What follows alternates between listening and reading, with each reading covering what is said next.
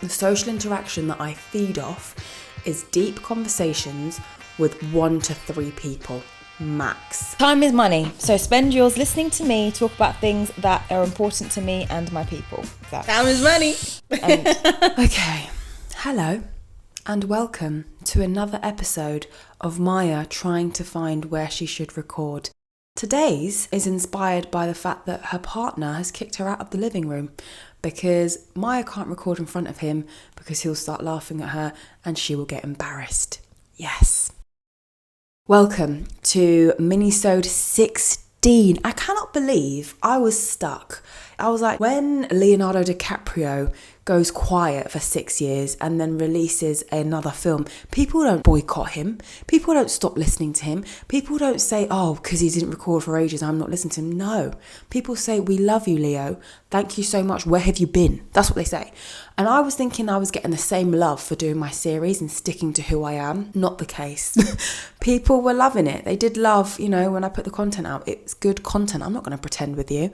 But it wasn't enough. And we live in a world of so much. So I do feel like, have I changed who I am by giving the people what they want? Because it's not what I wanted to give them.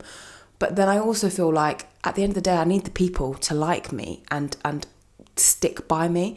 And they're only going to do that if they know who I am and what I do. And since doing the minisodes, I have got a lot more subscribers. So it did work, I'll be honest. But it doesn't mean that there's not room for improvement.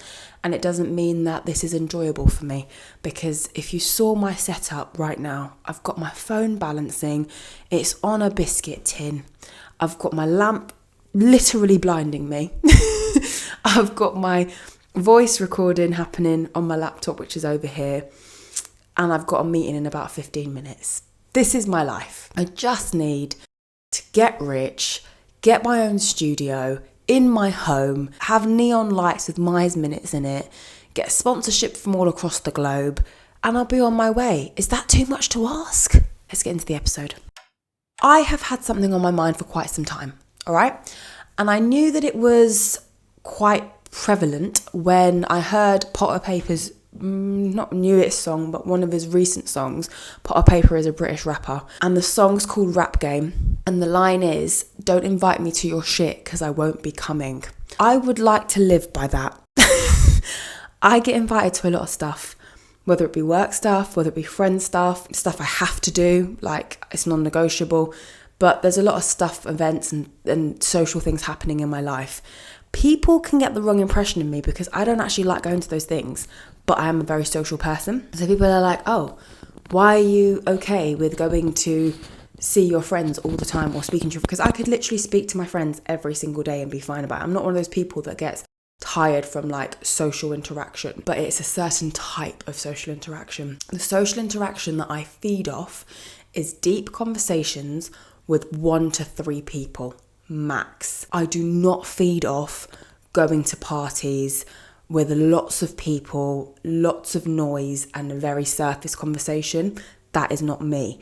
And when I've gone to, obviously I'm not a hermit, I've had to go. So when I do go to these things, I never come back feeling energized. I come back feeling so tired. And it's so weird because I am a chatty patty. I'm so chatty, I had to create a podcast to talk more. That's how chatty I am. But you put me in that environment and you will see me transform into a different, quiet, shriveled little bean. And it's not because I can't talk. It's not because I'm embarrassed or nervous or anxious. None of those things. It's just because I don't want to be here. And it's not because you've done anything wrong. It's just that this is not my comfort zone. This is not where I thrive. And if you've been listening to the pod for a long time, you know that I only like to thrive. I want to talk about some etiquette for people like me, because I know I'm not the only one. I speak to a lot of the people I am really good mates with are like me, obviously, but there's a lot who aren't, because this is quite a unique way to be. I think that I'm like this because I have had so many years of going out. Like, I started going out when I was like 14, 15, and that would be, obviously no one was having deep conversations then, so it was just like parties, house parties. Then from house parties, obviously it went to clubs. Then from clubs, it would go to like events. And then eventually, when I finally felt like I can be who I really want to be now and not have to pretend that I'm enjoying this, coincided with the time that I stopped drinking alcohol. And then I just didn't go to these things anymore. Obviously, when it's a close friend's birthday, I pull out all the stops, I slap a smile on, and I go. But that's more if I've analysed the friendship. Because there are some people who, and this is also cultural, like Nigerians in particular, they don't care if you don't chat to them all year round. But you better go to their shit. And that's just a rule. And a lot of ethnic cultures are like that. And a lot of my friends are ethnic. So I have this dual situation where there's some other people who you don't have to go to they won't mind. Do you know what I mean? If you don't go to their stuff, no one minds. But there are some people, you don't go to their stuff, yeah, friendship done. That's it. And I used to be like that, but I felt like my thing's not a big ask because I'm not getting you drunk. I'm not asking you to spend money. I've got the whole thing patterned. All I want is your time.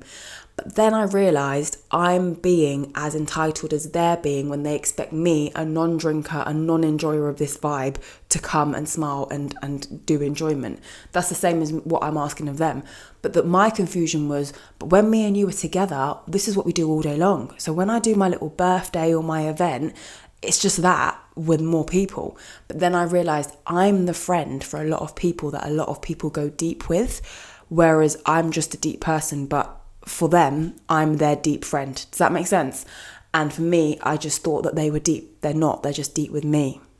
So that's why there's this disconnect. So etiquette. If you want me to come to your stuff, okay, this is to the friends who I love, please stick to the schedule. And I don't know why we've all, like, either Instagram's gassed us, TikTok, I don't know, but we all think that we have like really serious events where we need to have like itineraries and stuff. Hilarious.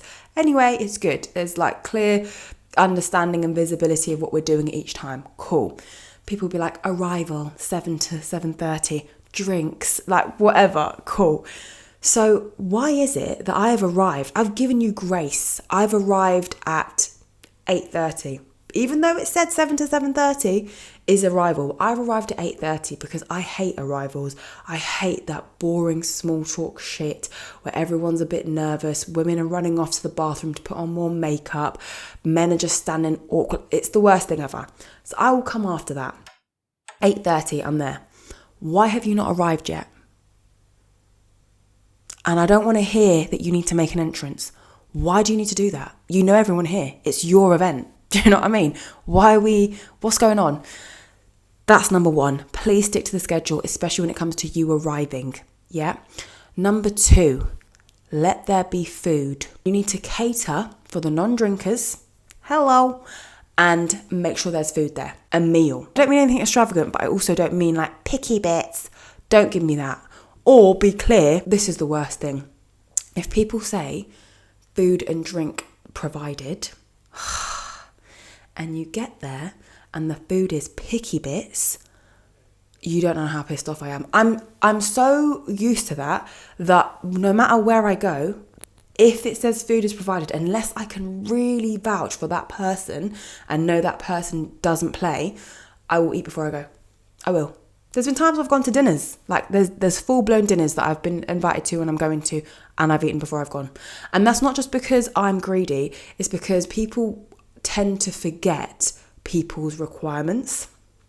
I don't eat meat. Nobody remembers that when you've had a drink.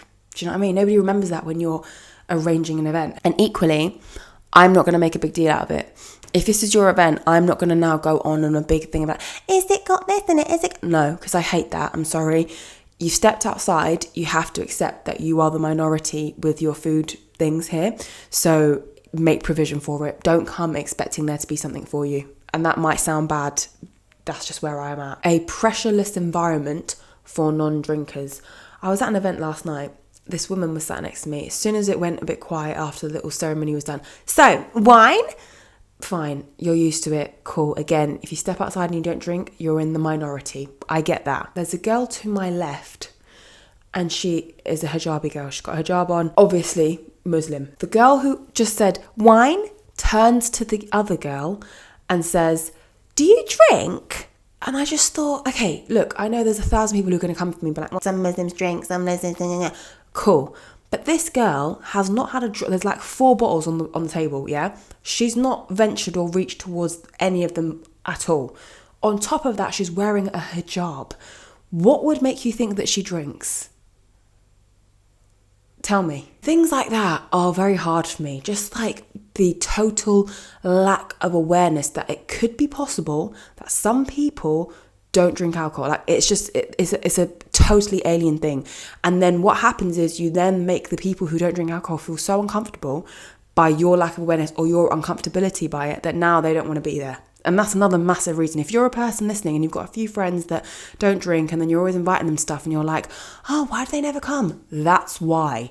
You make them feel uncomfortable, not purposely, but your total lack of awareness of why they don't drink or why this might be a bit much of an environment. That's why they don't come. Okay? And the final thing is, it cannot end too late. The thing I was invited to yesterday, you're going to laugh, a Thursday, okay? A Thursday. Thirsty Thursdays, cool. We're getting near to Christmas, fine. But this was a work thing. So you guys know what time my employable hours are. This ceremony was from 6 p.m. to midnight. You've got to be mad. Like, even people I love, I'm gone by 10. Absolute latest. On a school night, you're lucky if I'm going. The only way I went was because I was already in the office. So, like, if I was in my yard, there's no way I'm coming out to go. No. In a midweek, no. It started at 6. There's been the ceremony. Then there's the starter, which, let's be honest, I couldn't see. Then there's more stuff. And then there's the dinner. The dinner was supposed to be served at 8:30. At 9 p.m, we're still nowhere near. And I had to go. I'm sorry. I always said I'm staying till dinner. And dinner, in my mind, okay, cool. 8:45, let me be reasonable. 9:15, cool. 9 o'clock, if there's still no sign, that doesn't bode well for what's about to happen. So, yeah, I had to skedads. That might sound like I'm a bit overbearing and a bit much, but do you know what I put it down to? I like my home. And a lot of people will be like, come out, you're so boring. Why don't you... It's because you don't like your home. If you liked your home, if you lived with people you like, and this was an environment you enjoyed, you wouldn't want to leave it either. But because you don't have that, you look at me like I'm weird. It's not that. It's just that I really like what I've created for myself here. Please, please, please tell me how you find this. If you're new here, welcome. Please leave a review. Please rate. Please share. I've seen the reviews going up and it makes me happy. Just slap a 5 on as you listen. 4s, don't bother. 5s only, okay? Socials, I'm all around. You've seen me. You're there. Maya's Minutes podcast on TikTok and on Instagram. Get involved. Send me love. Send me encouragement. I really need it. Have a great week and I'll see you next week. Bye.